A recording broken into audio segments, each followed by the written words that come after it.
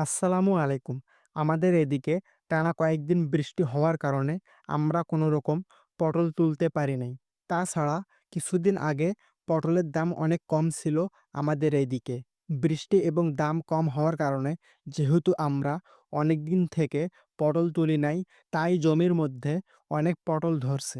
এখন যদি আমরা ২-১ দিনের মধ্যে সবগুলো পটল না তুলি, তাহলে ধীরে, ধীরে পটলগুলো পেকে যাবে।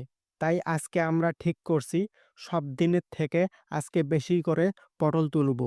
তাছাড়া বাজারে ২-১ দিন ধরে ভালো দাম পাওয়া যাচ্ছে। আমরা সাধারণত পটল তুলে হাটে নিয়ে গিয়ে বিক্রি করে থাকি। কিন্তু এর আগে বাসা থেকে পাইকার এসে নিয়ে যেত। কিন্তু এখন আমরা হাটে গিয়ে পটল বিক্রি করে থাকি। আজকে যে পটলগুলো তুলেছি এগুলো আজকে আমরা হাটে নিয়ে যাব। আশা করি ভালো দাম পাওয়া যাবে ইনশাআল্লাহ। সবাই ভালো থাকবেন, সুস্থ থাকবেন। আল্লাহ হাফেজ।